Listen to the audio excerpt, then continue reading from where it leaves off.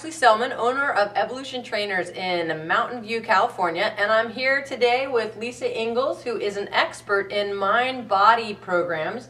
And we've been talking a little bit about breathing and breath work, and when we were talking about that, you started talking a little bit about pranayama running, which is a program that you've created. And I'm curious, I want to know more about that. So tell us a little bit more, what is pranayama running? Yeah, thanks, Ashley.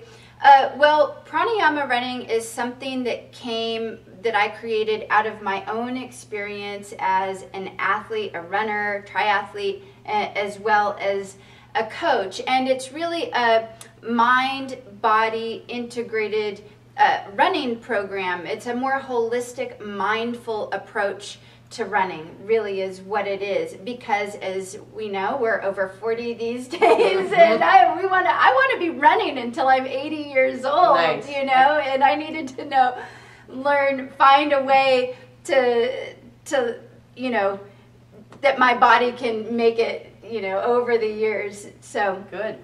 so what I want to, I guess, talk about is that the mindset of pranayama running is so different. Of course, we both come from these really high-end athletic backgrounds, and as we know, it's very competitive often, and there's a lot of pressure that we put on ourselves. So I want to talk about just a little bit about what's required in the mindset of pranayama running, and then I can also talk about the actual practice of pranayama running and who it's for.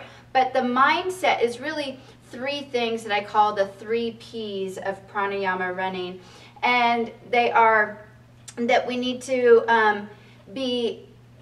create a partnership with our body, that we consider our workout as a practice, and that we're also proactive. So I'll sort of talk about each one of those. And the first and most important one is I like to have my athletes and my clients begin to shift their mindset from one of doing a workout and going out and pushing it to one of it being a practice. And this does come from the philosophy of yoga, as well as my own personal spiritual practice itself.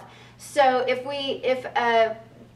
our running becomes a practice versus a workout, it's much different. It's about the journey versus the destination and just getting there. We're not pushing ourselves anymore. We're actually being in the moment, and we're listening to what our body is telling us, which sort of brings me into the second part, which is creating a partnership with our body. I like that.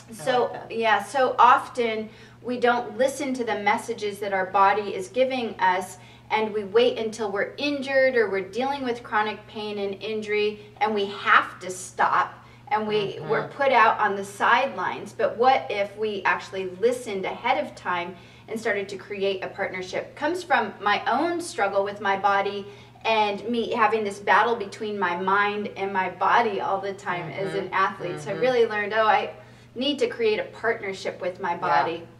And then the last piece is really about being proactive in our health, which takes those 2 other pieces, it being a practice and a partnership, is what being proactive is. It's about not waiting until things go awry. It's about doing the right things, the healthy things ahead of time, so that you don't end up on the sidelines. Yeah, really. Exactly.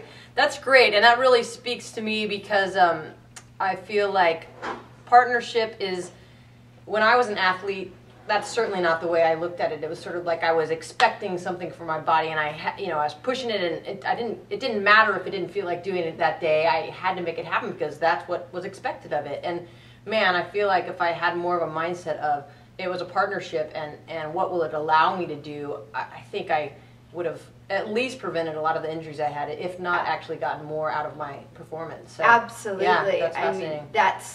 And unfortunately, as youth, we think that we're invincible. I did too. I overtrained to the max. Yep. I think I tapped out my adrenals in my 20s for sure.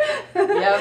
And, but I thought I was invincible, and here I am in my 40s realizing, if I had known this stuff back when I was 20 or 30, it would have been good. Yeah, for sure. Yeah. No, that's great. Well, thank you, Lisa. I'm excited to hear a little bit more about what the actual practice of pranayama running is. So we'll have you back for that. And thank you for joining us today, and we'll look forward to seeing you again next time.